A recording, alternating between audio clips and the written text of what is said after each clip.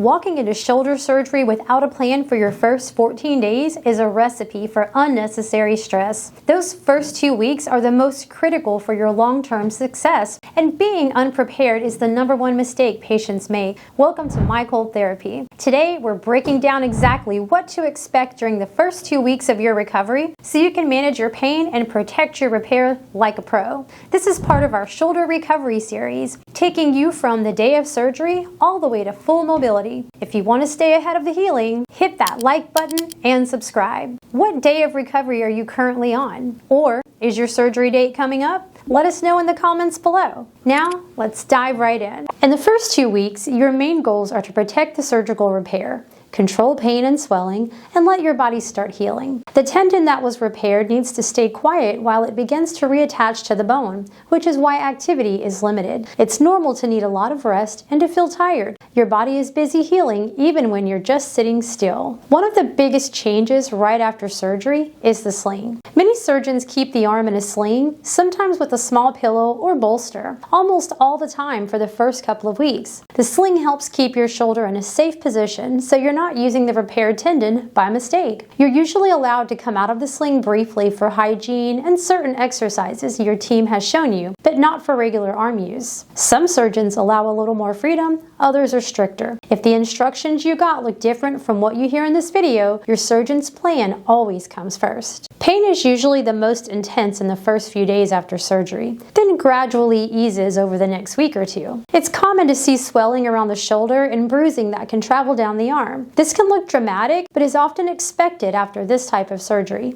Your team may use prescription pain medicine at first, then switch you towards milder medication as the pain settles. Ice when allowed, and keeping your arm supported can also help with pain and swelling. Pain should slowly trend in the right direction. Sudden, severe worsening, fever, or signs of infection like spreading redness or drainage need to call to your surgeon right away. In the first 2 weeks, most people are not allowed to lift the arm on their own, reach overhead, or reach behind their back, or lift anything heavier than a very small object with the surgical arm. That means no pushing yourself up from a chair with that arm, no carrying grocery bags, and no sudden reaching movements. Even if you feel okay, the tendon repair is still very vulnerable, and overdoing it too soon can risk damaging the repair. Even though the shoulder itself is protected, you're usually encouraged to keep the rest of the arm and your body moving safely. Many protocols allow gentle hand, wrist, and elbow movements out of the sling so those joints don't get stiff. Some surgeons also prescribe very gentle pendulum or passive exercises where the shoulder joint moves but the rotator cuff muscles stay relaxed. These early movements aim to reduce stiffness and help circulation